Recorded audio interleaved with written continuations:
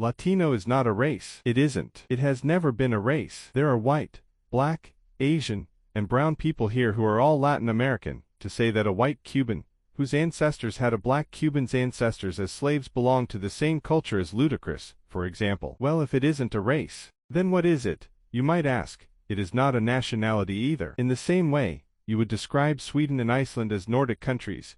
You wouldn't say they belong to the Nordic race, or that they have the same nationality, because you would be erasing their cultural and linguistic differences. While they have a lot in common, they aren't the same. So why do people feel confident in doing that to Latin America, when we are as different from each other as Spain is from Italy, Russia is from Ukraine, etc.? The American mind and media have homogenized our cultures together in a big mush of Latino culture, which to them means brown mustachioed man, angry sexy women, tacos, sombreros, Cinco de Mayo, spicy food, salsa. It's offensive, it's insulting, and it is inaccurate. But when you say that to people, to Americans, you are met with defensiveness, ignorance, and unwillingness to confront their stereotypes, their biases, their ignorance. It is similar to Orientalism in a way. You have Americans fantasizing about what this mysterious, exotic, sexy barbaric backward land is like. You have your archetypes, your Latin lovers, your cartel leaders, your spicy Latinas,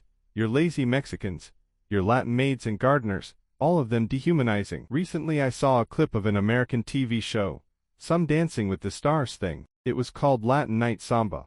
It featured Lola Pons in an outfit clearly not Brazilian dancing to reggaeton, which isn't Brazilian and also isn't samba. Samba is a diverse genre full of subgenres with a rich history. Reggaeton is not a part of either of them. We don't even listen to it. It angered me the most because when confronted with the fact that it wasn't a samba, some gringo commenter said, "It doesn't matter. Did you expect them to dance to Jobim or something?" Jobim, while important, is only one guy who played bossa nova, a bourgeois style of samba mixed with jazz and blues so that the elite could listen to it without feeling the peripheral pores, that played in rodas de sambas talking about their daily struggles in their grammatically incorrect Portuguese, or when they sang to Afro-Brazilian religions sometimes. It's all Jobim to them. Elevator music. And if I sound aggressive, it's because I'm tired of seeing my culture misrepresented, flattened into stereotypes. I'm tired of knowing that, when you say Brazil to some foreigners, the first thing that comes to their minds is a butt. A butt. As if that's our identity. As if that's what defines us as a people. Guess what? Everyone on earth has a butt. It's not a Brazilian thing. It's not our culture. Do you want to understand why this makes me so angry? Let's try a thought experiment. Imagine you're an American traveling abroad.